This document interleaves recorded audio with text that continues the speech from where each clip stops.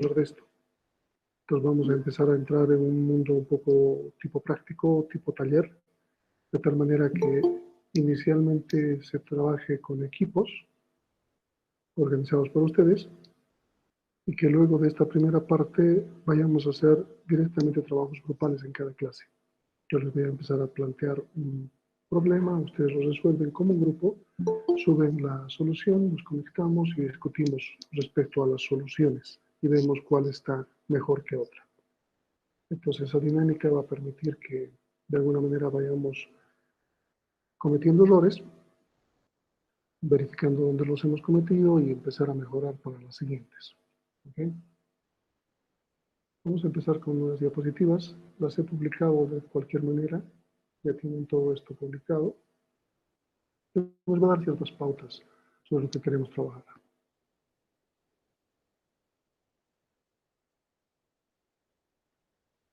Hablamos de los elementos de dinámica de sistemas, pero nos vamos a concentrar en el segundo de estos tres elementos, que tiene que ver con diagramas causales. No me corresponden estas diapositivas, no he querido cortarlas, entonces solamente vamos a ver los elementos que nos interesan. Estos elementos.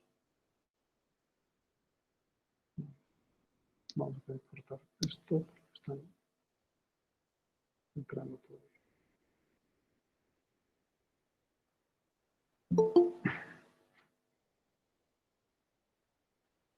Bueno, también he visto que 6 grupos han publicado ya sus componentes. Voy a asignarles temas para la siguiente semana, para que ya empiecen a trabajar, y ya van a tener una pauta de cómo va a funcionar esto. Entonces tenemos los diagramas causales. Estos diagramas son relaciones entre variables, pero no son relaciones lineales como inicialmente van a aparecer. Vamos a empezar con relaciones lineales entre dos variables y vamos a ir empezando a interrelacionar los otros elementos. La idea de estos diagramas causales es que muestran el comportamiento del sistema y de alguna forma estamos capturando el elemento importante que les decía, la estructura del sistema. Por ejemplo, en la diapositiva mostramos A, una flecha y B, y se puede leer que A tiene influencia de B, A es causa de B. Pero no sabemos qué tipo de influencia tiene. Entonces, aparte de manejar un diagrama de relaciones causales, vamos a combinarlo con un diagrama de influencias. Y esto implica que en el extremo de la flecha vamos a colocar un signo positivo, un signo negativo. Y en función de qué signo sea, va a tener una relevancia específica. ¿Sí? Voy a seguir admitiendo un momentito.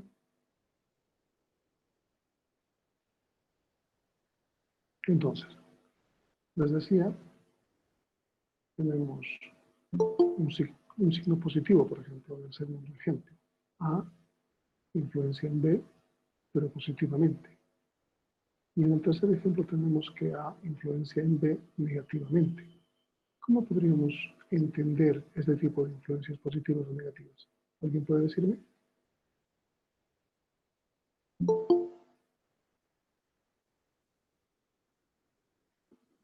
Que tal vez le dé un beneficio o alguna pérdida al componente.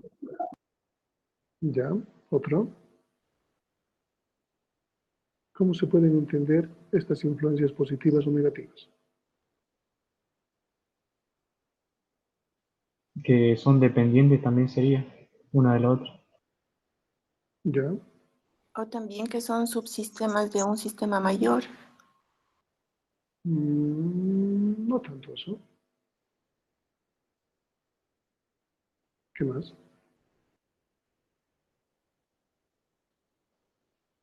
Que uno depende del otro. Bueno, al ser una relación causal, obviamente que sí, porque uno causa el otro. El primero causa el segundo. El detalle está en determinar el tipo de causalidad, es decir, la influencia.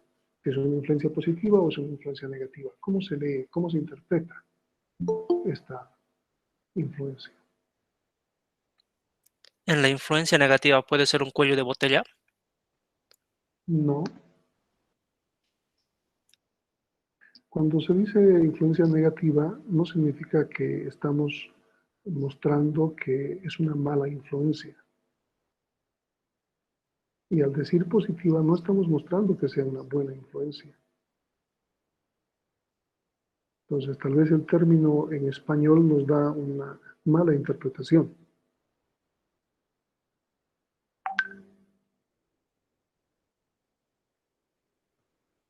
La explicación está al lado. Dice, un aumento de A corresponde a un aumento de B. Podemos también deducir de esto que una reducción de A corresponde a una reducción de B. En el otro lado, tenemos que cuando la influencia es negativa, un aumento de A corresponde a una disminución de B.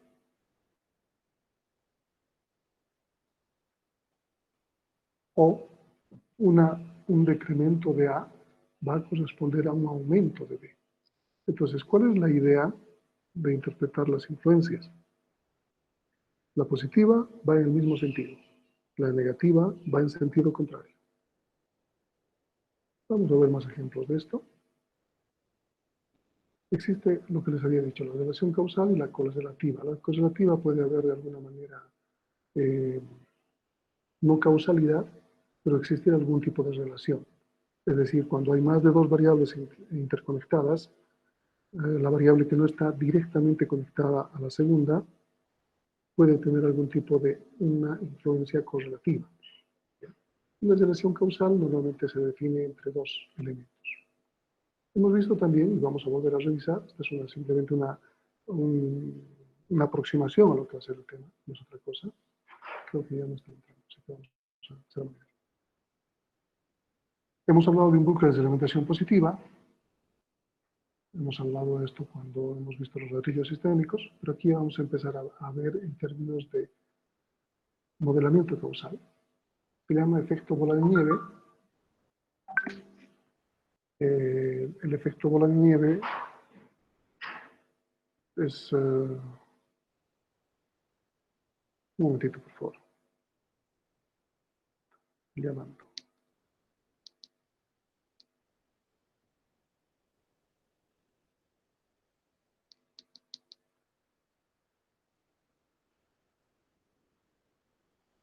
Okay.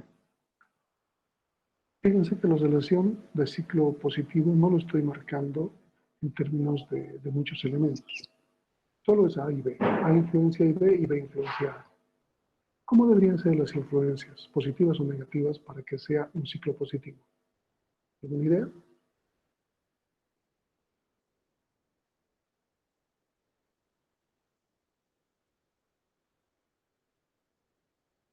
¿Cómo debería ser la relación o la influencia entre A y B? Y luego, ¿cómo debería ser entre B y A?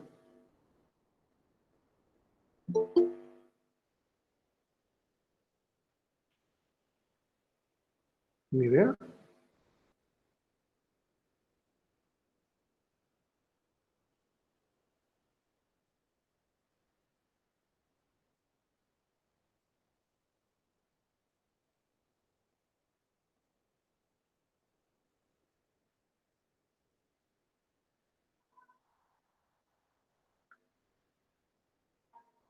Si hablamos de un ciclo de alimentación negativa, ¿cómo debería ser la influencia entre A y B, entre B y C, o entre C y A, para crear de alguna forma un ciclo de alimentación negativa? Tiene mucho que ver el hecho de que entre A y B tenga un signo y entre B y C tenga otro. Ahí estamos hablando de lo correlativo. ¿Afectará? ¿Cómo se considera un ciclo negativo? ¿Cómo se considera un ciclo positivo? Estas influencias que vayamos marcando, positivas o negativas, entre las variables, van a hacer que el ciclo tenga un comportamiento positivo o un comportamiento negativo. ¿Está bien? De momento no nos interesa cómo. Ya les he dicho, estamos dando una introducción al tema. Ahora bien, es importante que cuando tenemos variables, como en este caso A, B, C, no sabemos qué es A, qué es B y qué es C, pero sí cuando vamos a empezar a revisar o a empezar a modelar un sistema, ya no van a ser A, B o C. van a ser elementos que representen de alguna manera las variables más relevantes del sistema. Entonces estas variables tienen que tener nombres que de alguna manera identifiquen lo que estamos queriendo representar.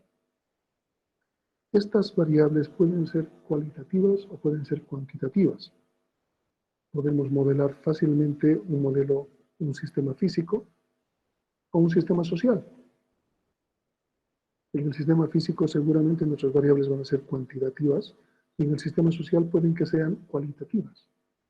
El ejemplo nos muestra una variable llamada ventas, que obviamente es cuantitativa, y otra variable que se llama estrés, que no podríamos decir 2 o 3 unidades de estrés. Entonces es una variable cualitativa. Para modelar se puede manejar cualquiera de las dos variables. Ya vamos a ver de qué forma luego se lleva o se cuantifica para poder representar en un modelo matemático. De momento no nos interesa el modelo matemático, nos interesa el modelo conceptual y que represente de alguna forma el sistema. Esta lista de variables que obtengamos y que sean parte de nuestro modelo tiene que ser refinada de alguna manera. Debemos revisar si una variable no está incluida ya en otra, si no es parte de otra, si es crítica, no es crítica, si es relevante, no es relevante, si debería estar, no debería estar, si es implícita, si es explícita, etcétera, etcétera. Cuando vamos a nombrar una variable, deberíamos utilizar sustantivos, no verbos, a menos que la variable esté representando algún tipo de acción. En este caso, sí conviene colocar un verbo. Por ejemplo, correr. Entonces va a denotar una acción que puede hacer cambiar otra variable que se va a llamar, por ejemplo, desplazamiento. Desplazamiento actual, desplazamiento deseado. Mayor acción de correr va a hacer que haya mayor desplazamiento actual. Podemos, por ejemplo, según la diapositiva, utilizar nuevos productos, pero no deberíamos colocar desarrollar nuevos productos.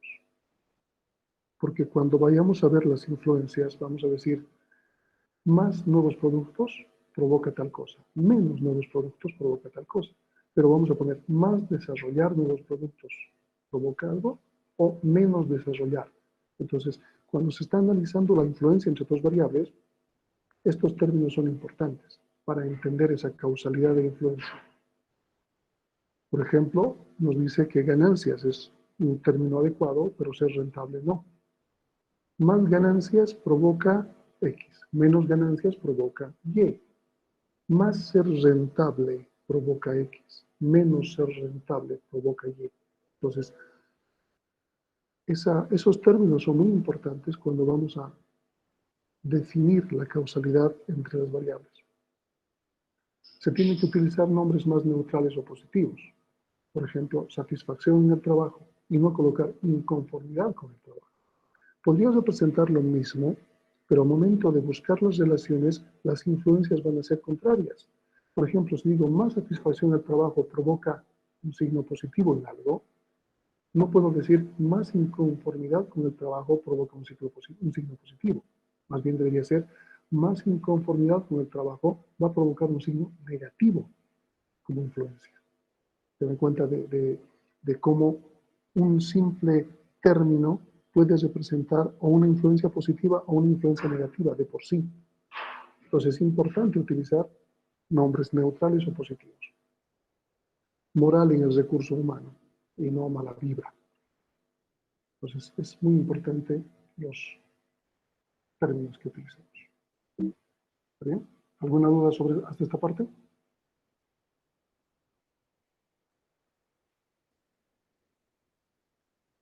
Ok, veamos algunos ejemplos. Ya saben que esto no es algo que ya deberían saber. Estamos empezando con el tema y esto es un brochazo. Aquí tenemos un diagrama causal entre consumo de alimentos y peso. ¿Ustedes podrían decirme qué tipo de influencia tiene o debería tener? Positivo. ¿Ok? ¿Alguien piensa que debería ser negativo?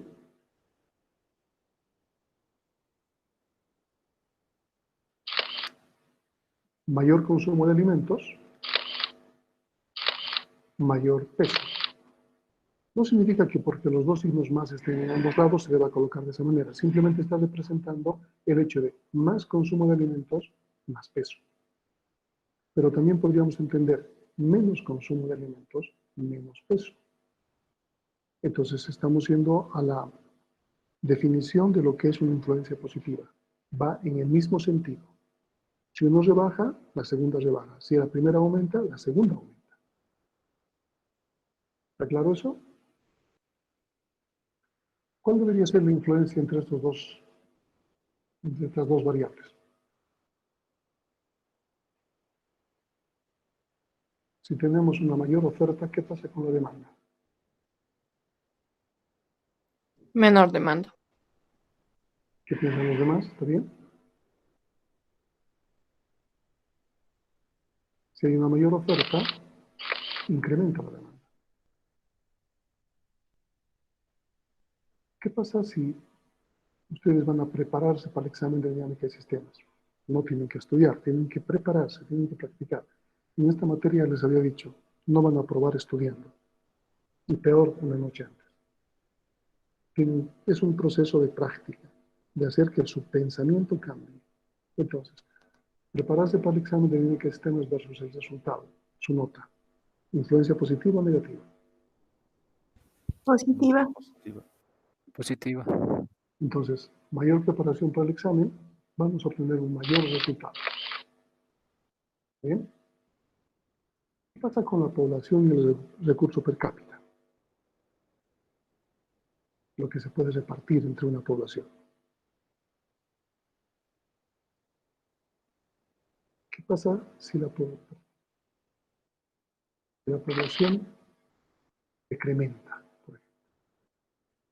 ¿Qué pasaría con el recurso per cápita? Igual sería menos recurso per cápita. ¿Ok? ¿Qué opinan los demás?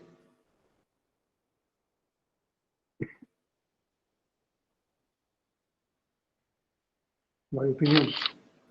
Si tenemos una menor población, tenemos más para repartir entre esa gente.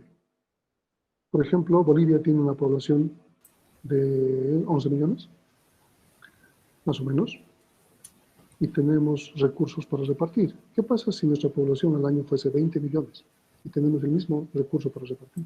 Nos tocaría menos. Pero si Bolivia tuviese 5 millones en vez de tener 11 millones y tuviésemos el mismo recurso, tendríamos más recursos para repartir. Entonces, en este caso, la influencia es contraria, ¿no? No va a ser positiva, va a ser negativa. Más población, menos recursos. Menos población, más recursos. ¿Se entiende eso? Y que entonces en este caso se le dice negativa, no se le dice contraria o opuesta, algo así. Cuando la influencia va en el mismo sentido, la influencia es positiva, es decir, va a haber un signo en la parte de la flecha. ¿Está bien? Pero se dice que es contraria o negativa cuando va a haber un signo negativo en la parte de la flecha, y eso significa que va en el sentido contrario. El aumento de la primera, decremento de la segunda. Un incremento de la primera, perdón, un decremento de la primera, un incremento de la segunda, sentido contrario. Positivo, más el primero, más el segundo. Menos el primero, menos el segundo. ¿Está bien? Sí, gracias. Aquí tenemos un ejemplo donde podemos, perdón, un momentito.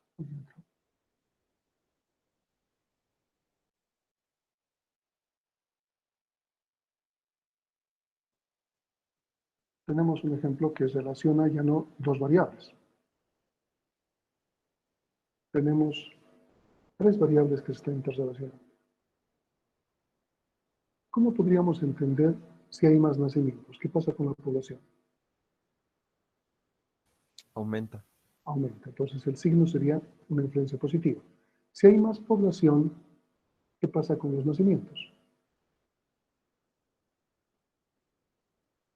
También aumenta. ¿Ok? Entonces, ambos, si se fijan, son dos signos positivos. Un signo positivo por aquí y un signo positivo por aquí. Por otro lado, si hay más población, ¿qué pasa con las muertes? Aumenta igual. Aumenta. También tenemos un signo positivo por aquí. ¿Qué pasa si hay más muertes con la población? Muertes, Disminuye. otra vez por favor, Menos población. menos población. Entonces tenemos un signo negativo por aquí. Fíjense que ahora este ciclo está conformado por dos signos, un más y un menos. Y este otro está conformado por dos signos, un más y un más. Entonces, esos cambios de signos entre las relaciones van a hacer que el ciclo sea positivo o ciclo negativo. Todo el ciclo. Porque el ciclo está conformado por varias variables y varias relaciones. ¿Está bien? Fíjense que aumentamos eso, aumentamos la población, aumentamos las muertes.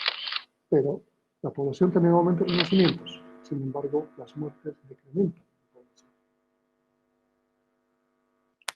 Si tenemos un ejemplo entre pedidos, producción e inventario, por ejemplo, si incrementan los pedidos, ¿qué pasa con la producción? Aumenta. ¿Okay? Tenemos un aumento. ¿Y qué pasa si aumentamos la producción con el inventario? También aumenta. ¿Qué pasa si el inventario aumenta? ¿Los pedidos aumentarían? Estamos estocándonos, ¿verdad? Estamos estocándonos. ¿Qué pasa con la producción si tenemos un mayor inventario? Pero no vamos a estocarnos un montón, no tenemos almacenes. Entonces, si el inventario está aumentando, la producción va a tender a disminuir. ¿Se entiende?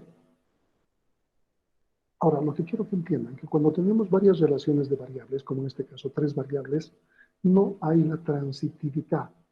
No es transitivo. Si A influencia en B y B influencia en C, implica que A influencia en C en el mismo sentido. No funciona de esa manera. Siempre se tiene que leer entre pares de variables, a menos que haya un parámetro de por medio, que lo vamos a ver en el texto. ¿Eso está claro? Entonces, si yo estoy analizando pedidos versus producción, no puedo decir, como los pedidos aumentan y la producción aumenta, entonces el inventario aumenta. No puedo analizar de esa manera. Si el pedido aumenta, la producción aumenta. Ahí acaba mi análisis. Luego empiezo. Si la producción aumenta, se afecta al inventario en forma positiva, por ejemplo. Siempre de dos en dos variables. Las relaciones causales no son transitivas. ¿Puede tener una influencia? Sí, pero no es transitiva. ¿Está claro? ¿Está claro? Sí, Veamos ejemplos un poco más complejos, a los que vamos a llegar al finalizar el tema, ya en la parte de prácticas. Aquí tenemos los efectos de una epidemia y tenemos varias hipótesis. Su examen va a ser en este sentido. Las prácticas que hagamos luego van a ser en este sentido. Yo les voy a dar una serie de textos que representen un sistema y ustedes tienen que modelar en un diagrama. ¿Está bien? Aquí decimos que la población es constante, no se producen fenómenos migratorios, o sea, la gente no se va. Solamente cuando decimos que es constante y no se producen efectos migratorios, la población solamente nace y muere. No migra ni emigra. Ni emigra ni emigra. ¿Entiende? Y tenemos una enfermedad que es lo suficientemente suave para que los enfermos no dejen de ser una vida normal. No se curan completamente durante el periodo de la epidemia, con ello se evita la reinfección. La población enferma y la sana se encuentran homogéneamente mezcladas. Entonces tenemos este problema y tenemos esta solución.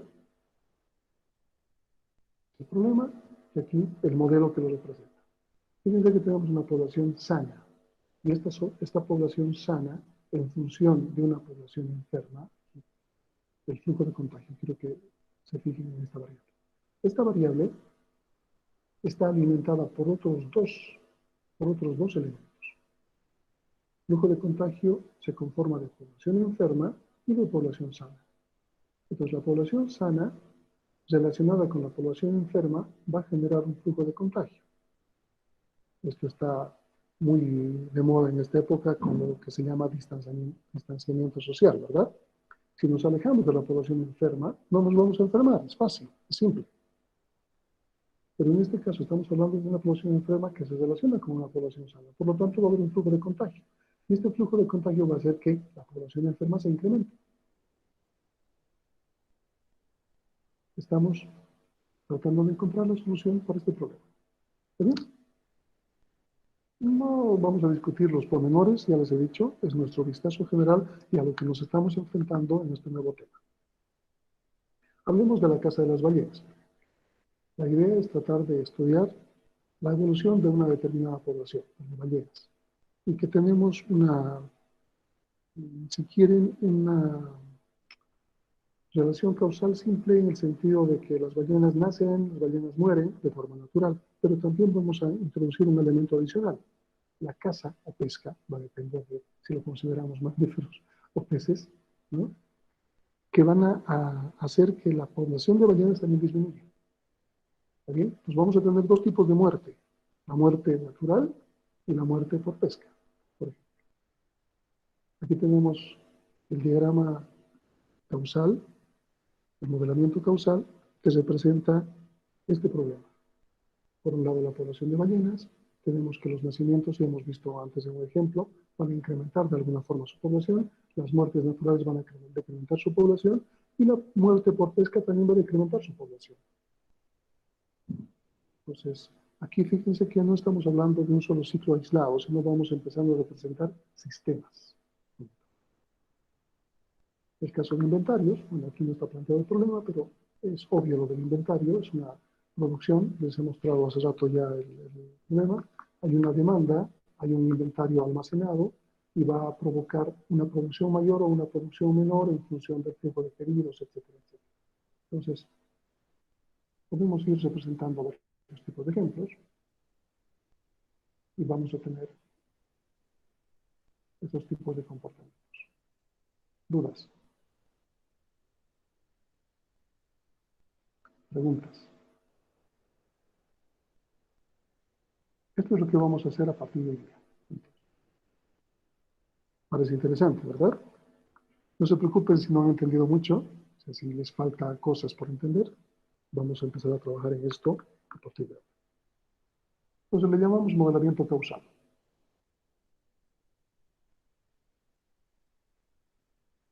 Vamos a hablar de que vamos a empezar a trabajar en un modelamiento que se llama basado en patrones. ¿Por qué? Porque vamos a encontrar algo que vamos a denominar arquetipos sistémicos. En alguna bibliografía se llama patologías sistémicas. ¿Qué es una patología? ¿Alguien me puede decir? Es un término más de medicina.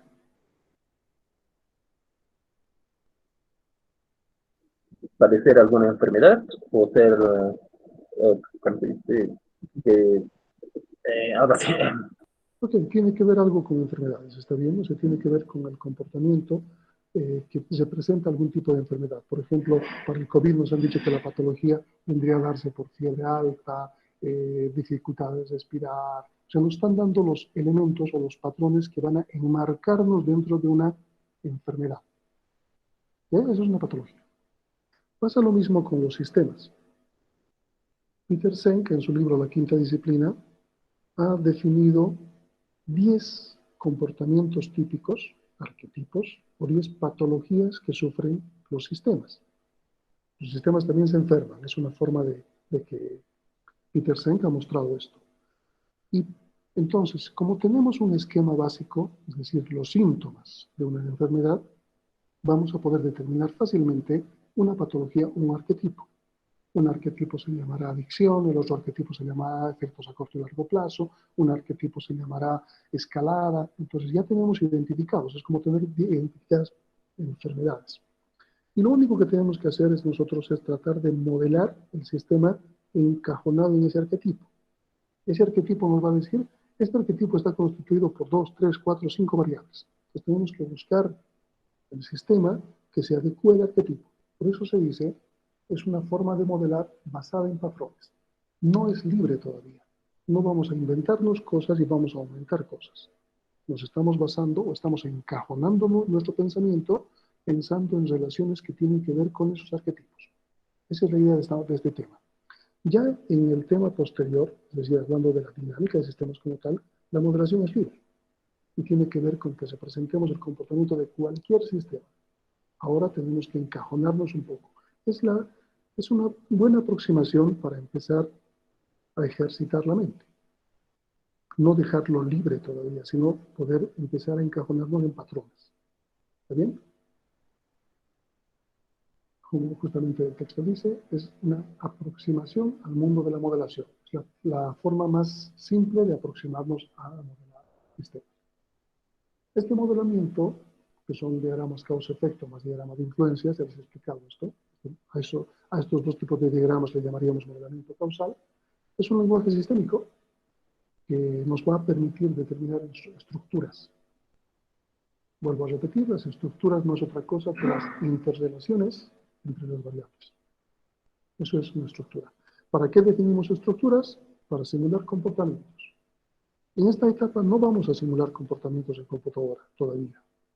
Vamos a hacer solamente una simulación mental en un papel. Vamos a utilizar un modelamiento formal en un papel y vamos a hacer una simulación mental. ¿Está bien? De las relaciones. Pero nos va a servir para ejercitar justamente lo que queremos. Entonces no vamos a entrar a los detalles matemáticos del posible modelo. Esto lo dejamos a la segunda parte de la materia.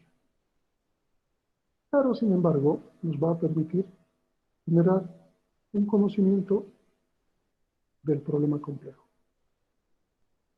¿Ok? ¿Qué aspectos deberíamos considerar para modelar causal? Primero, vamos a manejar 4 etapas, si quieren, para que esta modelación se concrete. La primera es muy simple. Pensar en términos de relación causa-efecto. A es una causa de B.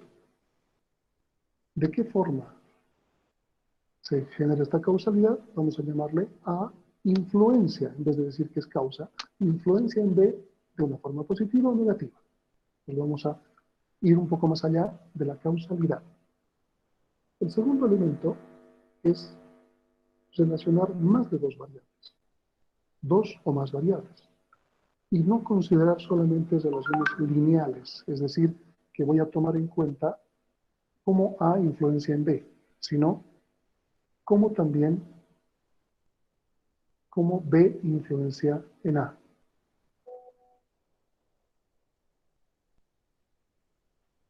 Y estamos buscando un ciclo. ¿Ok? Luego vamos a ver que para nuestro estudio, no necesariamente el de ahora todavía, sino para nuestro estudio ya posterior, cuando vamos a hablar de relaciones matemáticas, ecuaciones matemáticas, tenemos que determinar los límites apropiados. Cuando vayamos a modelar, tenemos que saber qué cosas tomar en cuenta y qué cosas no. Eso de alguna manera se llama frontera. Y se va a distinguir entre variables endógenas y exógenas. Y les decía que es la segunda parte, pero es importante distinguir, cuando modelamos algo, no tenemos que pensar que estamos modelando el mundo entero, sino un pequeño sistema, subsistema del mundo. Si vamos a hablar en términos de, no sé si alguien está llevando la materia de perfil, por ejemplo, metodología y planificación de proyecto de grado. Si vamos a hablar de esto, es cómo definir el problema, o definir el objetivo, perdón. El objetivo tiene que ser, de alguna manera, concretable. Tenemos que aterrizar en algo. Pues si yo quiero hacer un estudio, no sé, de la contaminación, no puedo dejarlo abierto. Mi estudio de la contaminación va a ser en algún tipo de territorio. No puedo hablar de la contaminación en Bolivia. Seguramente podría hacerlo, pero me va a demandar demasiado tiempo y demasiada necesidad de información. Pues podría hacerlo en Cochabamba. Y aún Cochabamba es grande porque es un departamento. Podría hablar del cercado, pero podría hablar de una zona específica.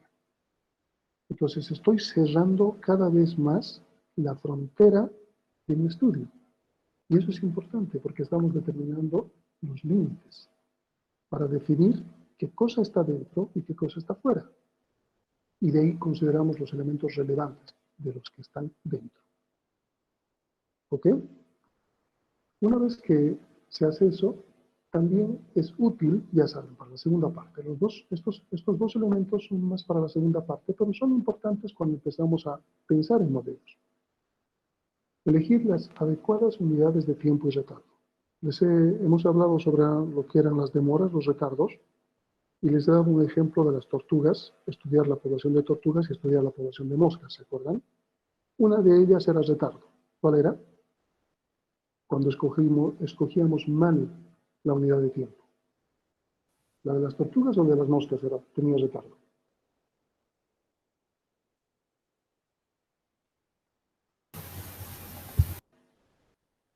Ya no recuerdan.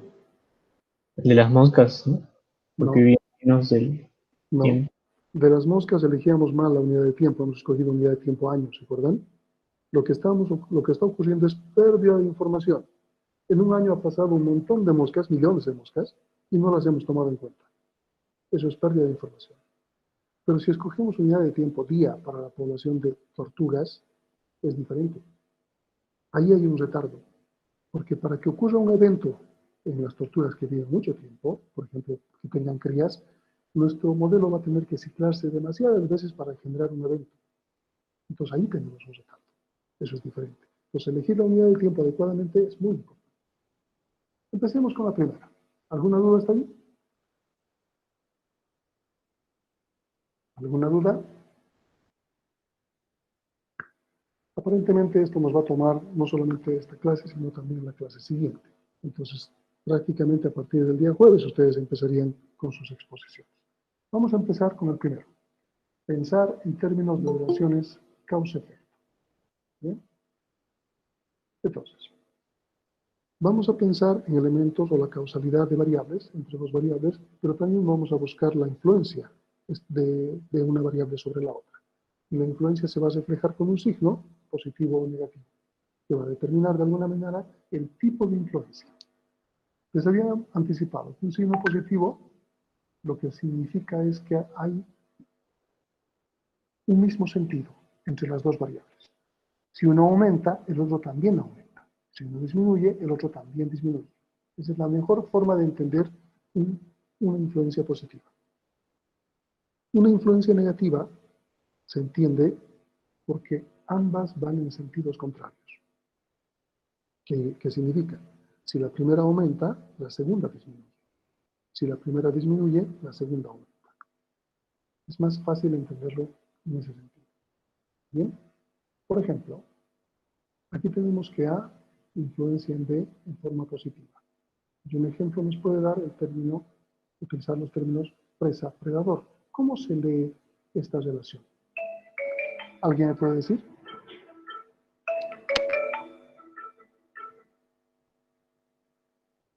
¿Alguien me podría decir?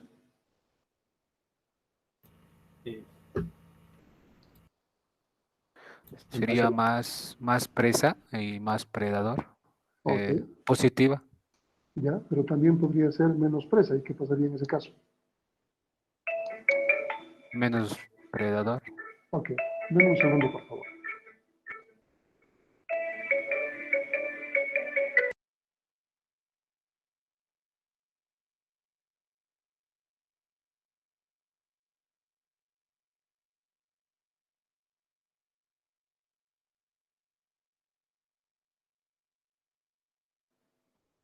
Vale, continuamos entonces. Más presa, más predador.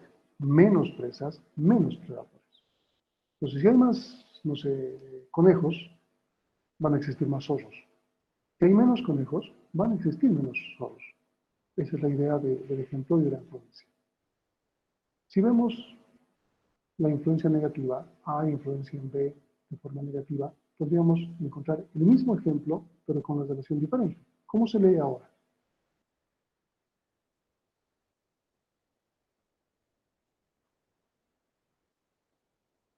¿Cómo se lee? Más predador, menos presa. Ok. Entonces, si existen más zorros, va a haber menos conejos. Obviamente se los están comiendo. Pero ¿qué pasaría si hubiesen menos predadores? Más Más presas. presa. Más presas. Entonces, si se dan cuenta en este ejemplo, estamos buscando la relación entre dos variables siempre, pero son las mismas variables.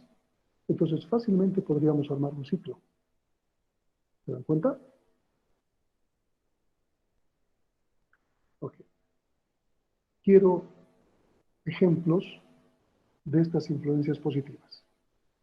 Díganme una variable que influencia positivamente en otra variable. Si no recibo 5 ejemplos, se llevan 10 ejemplos para su casa. Así que espero su participación. Adelante. Inge, ¿podría ser más cervezas, más alcohólicos? Más cerveza, más alcohol. Menos cerveza, menos alcohol. Bueno, podría ser. 4. Más contagios por COVID, más muertes por Más COVID. contagios por COVID, más muertes por COVID. Menos contagios, menos muertes.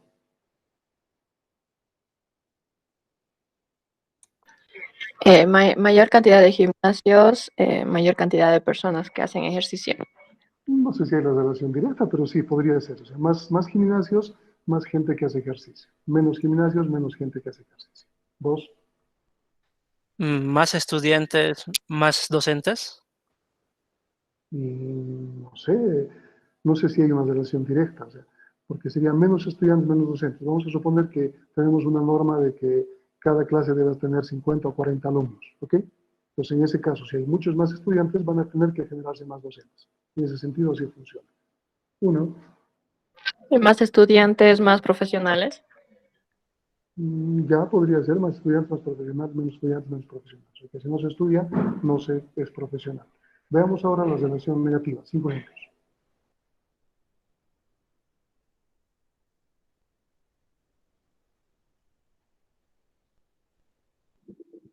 Tal vez menos empresas, menos empleo.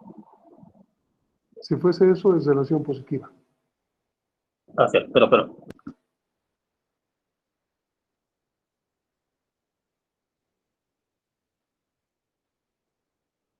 5. Puede ser más construcciones, menos vías de transporte. ¿Estás hablando de las calles o me estás hablando de qué? Sí, de las calles. Con más construcciones de edificios va a haber menos posibilidad de transitar. Se van a cortar quizás algunas calles. O se van a volver más angostas. No sé si funciona directamente, pero podría dar como ejemplo, ok. Más construcción de edificios, menos transitabilidad. Más compras en el mercado y menos productos disponibles. Ok, más compra, menos oferta. ¿Está bien? 3.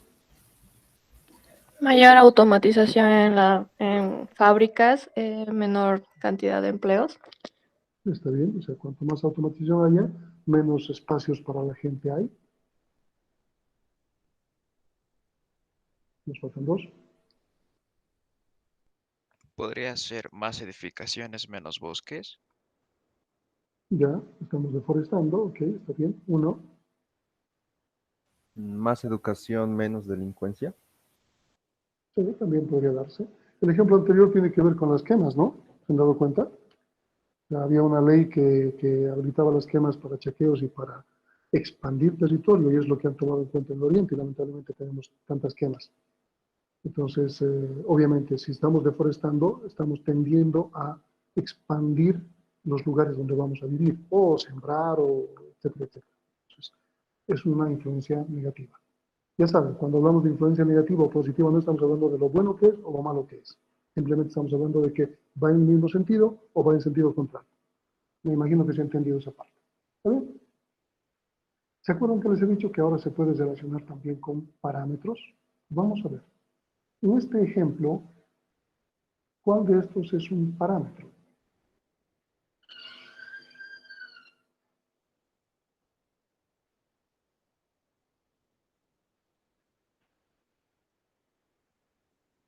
Bueno, para que entiendan el concepto de parámetro.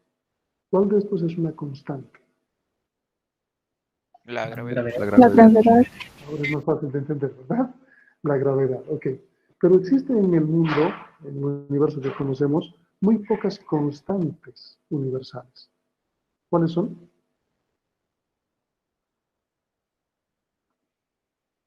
Pi. Ok, otra. La velocidad de la luz. No, porque la velocidad de la luz puede variar en función del medio. Constante universal. La gravedad, por ejemplo, no es una constante universal, porque la gravedad puede ser una a esta altura, puede ser otra en la costa y puede ser otra en la luna, ¿verdad? Entonces no es una constante. ¿Qué otra constante universal conoce? Tiempo. No sé si podríamos considerar una constante el tiempo. En realidad, la relación espacio-tiempo no es una constante, es dinámica. Es por eso que lo que acabo de decir no se va a repetir en la historia. No importa que lo diga de la misma manera, con el mismo ímpetu, ustedes no están en ese momento, no están escuchando, el segundo ya ha pasado y bueno, el tiempo no es una constante. Ok, vamos a suponer que la única constante universal que han encontrado es pi. ¿Qué implica entonces? Que tenemos constantes locales para nuestro estudio. Y esta constante local se llama parámetro. Por ejemplo, la gravedad, si estamos estudiando en Cochabamba, va a tener un valor. Es un parámetro para nosotros. El parámetro normalmente no influencia, no tiene un signo de influencia en la variable, cuando es un parámetro el que está tomándose en cuenta en la relación. Pero, si el parámetro fuese variable, estamos entrando un poco en una contradicción. Por ejemplo, si aumentaríamos la aceleración de la gravedad, ¿qué pasaría con la velocidad de la caída? ¿Aumenta? Se aumentaría, ¿verdad? Si la gravedad fuese variable, entonces va a depender mucho de la gravedad para que la caída sea más rápida o sea más lenta. Vamos a caer como en la luna, a eso me refiero, o vamos a caer aquí, en Cochabamba, de algún lado. Va a depender de eso. Pero si bien el ejemplo de la gravedad nos muestra que obviamente no es una constante universal, cuando consideramos en nuestro estudio como parámetro, entonces esto no tiene que variar. Es una constante local. Y este signo ya no tiene que existir. Entonces, cuando vean ustedes una relación entre dos elementos y no hay un signo, ¿qué implica?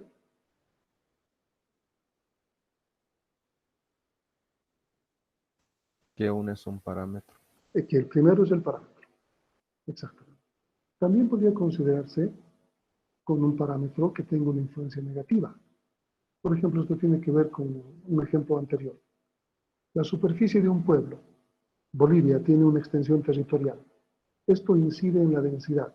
Si tuviésemos más superficie, obviamente la superficie de Bolivia es una constante local. Antes era una constante mayor, ¿se acuerdan? Hemos tenido pérdidas territoriales y ahora tenemos un territorio de un tamaño X que es parámetro, no se mueve, a menos que entremos en otra guerra, ganemos, no sé, una guerra contra Chile, recuperemos el mar, entonces nuestro territorio va a crecer. Pero cuando estamos haciendo un estudio, no tenemos ese tipo de hipótesis. Lo consideramos como constante local, parámetro. Entonces, si fuese una constante, la superficie de un pueblo, ¿qué pasa con la densidad de la población?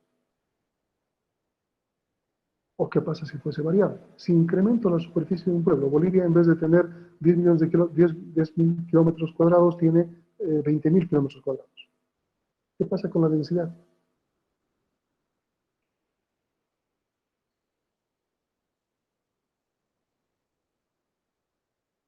¿Aumenta o disminuye? Disminuye. No. Si tenemos más superficie, la densidad, ¿qué pasa? Tienes razón, disminuye. ¿Qué pasa si estamos en China y tenemos una cantidad limitada de superficie? ¿Qué pasa con la densidad? Va aumentando porque Va la aumentando. población. Es decir, ¿cuántas personas están en un metro cuadrado o en un kilómetro cuadrado? Esa es la densidad. Si tenemos más superficie, esas personas van a estar más alejadas. Si tenemos menos superficie, esas personas van a estar muy juntas. Entonces, está yendo en sentido contrario, ¿se dan cuenta? Si la manejásemos como una variable, pero vamos a suponer que para nuestros estudios esto es constante. Entonces, cuando es constante, este signo no tiene que ver. ¿Está clara la figura? Ok, entonces aquí tenemos una relación ahora entre tres elementos. ¿Cuál de estos tres elementos es el parámetro?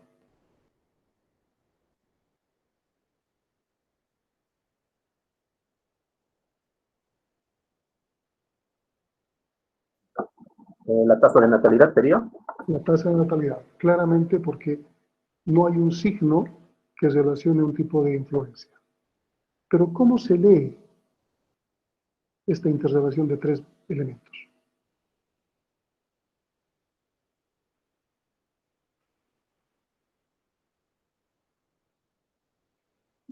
Si la población tiene más nacimientos, la tasa de natalidad se incrementaría.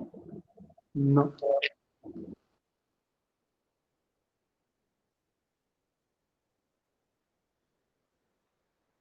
¿Cómo se lee?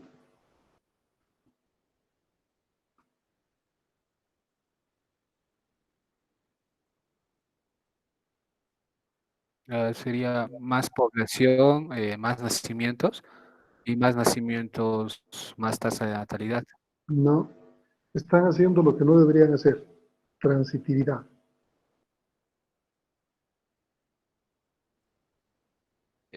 Dada una población hay más nacimientos y por ello existe una tasa de natalidad. No.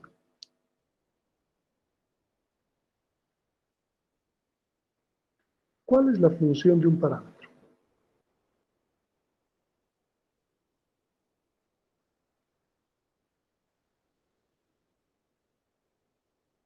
En el caso de la gravedad, por ejemplo, ¿cuál es la función de ese parámetro? Y el ejemplo claro, ¿qué pasaría si la gravedad aumenta o la gravedad disminuye? Pues, ¿por qué no se lo considera variable? ¿Por qué se lo considera parámetro? ¿Qué es lo que está haciendo? Porque es imprescindible para lograr lo que queremos evaluar, digamos. No.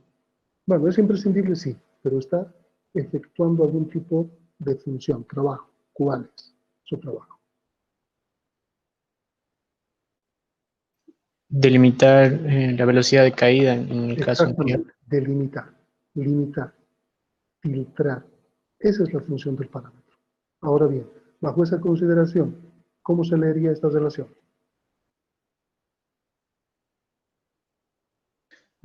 Sería dada cierta tasa de natalidad, existe cierta cantidad de nacimientos y por ende aumenta la población. Estaba cerca, estaba cerca. Dada una población con una tasa de natalidad, va a haber una mayor cantidad de nacimientos. Exactamente. Esa es la idea. La tasa de natalidad es como un embudo, está filtrando. Entonces, si tenemos 1.000.000 de población y la tasa de natalidad es del 10%, ¿cuántos nacimientos tenemos? ¿Se dan cuenta? Es un filtro. Si tenemos 10 de población y tasa de natalidad es del 1%, ¿cuántos nacimientos tenemos? No van a ser 10.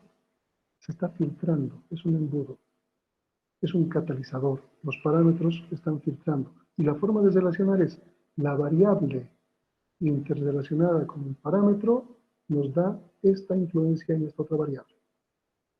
En este caso, como su compañero decía, la población, dada una tasa de natalidad, genera más nacimientos, pero no en relación directa. 10 de población, 10 de nacimientos. 10 de población por un 10% nos da 1 de nacimientos. ¿Se entiende? ¿Se entiende? Sí. Ok. Aquí está la explicación que les he preguntado. Justamente ese filtro. Ok, veamos un ejemplo. Quiero ejemplos donde tengamos la relación de tres elementos, donde uno de ellos sea parámetro. Si no quieren llevarse tarea a su casa.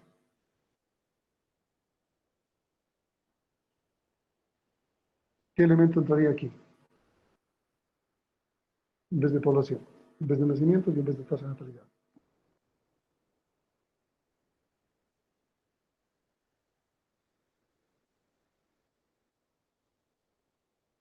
Solo quiero dos, si no se llevan 5 para su casa.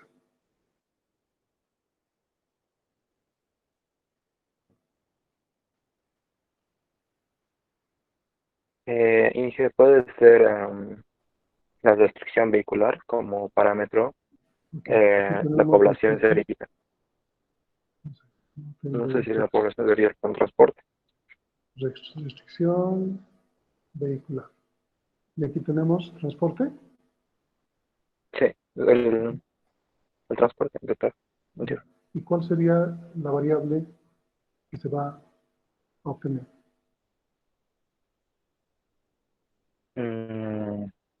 El tráfico. Ok, está bien. Entonces, tenemos que la cantidad de transporte en una ciudad interactuando con la restricción vehicular va a generar cierto tráfico. ¿Está bien? Segundo.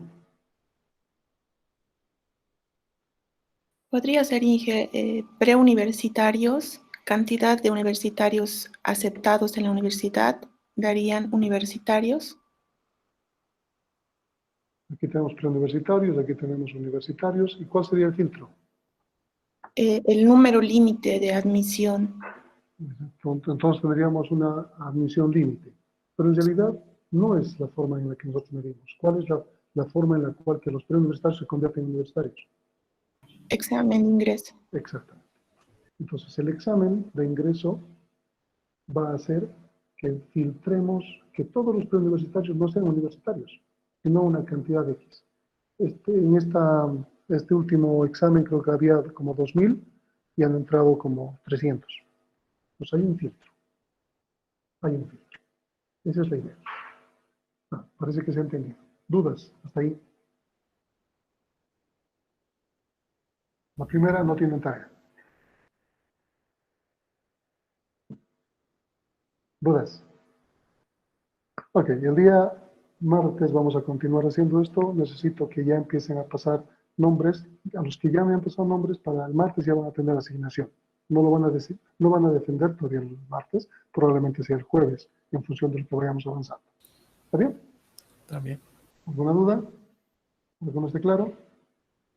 Ingeniero, Todo claro. entonces, perdón, aquí no había entonces transitividad en esos ejemplos. No, no. En realidad, en ningún ejemplo hay transitividad. Solo se leen, siempre se leen, mejor vayamos a ese punto, una relación entre dos variables. Variables. Solo se lee dos. Aquí puede haber un montón de variables, pero siempre se lee entre dos. A menos que haya un parámetro de por medio. Entonces se leen entre tres elementos.